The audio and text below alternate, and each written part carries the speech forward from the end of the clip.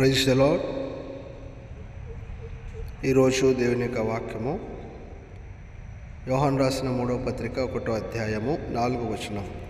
నా పిల్లలు సత్యమును అనుసరించి నడుచుకొనుచున్నారని వినుట కంటే నాకు ఎక్కువైన సంతోషము లేదు.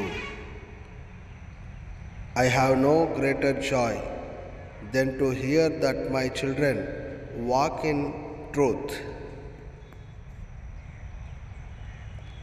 ನನ್ನ ಮಕ್ಕಳು ಸತ್ಯವನ್ನು ಅನುಸರಿಸಿ ನಡೆಯುವವರಾಗಿದ್ದಾರೆಂದು ಕೇಳುವುದಕ್ಕಿಂತ ಹೆಚ್ಚಾದ సంతోషము ನನಗಿಲ್ಲ.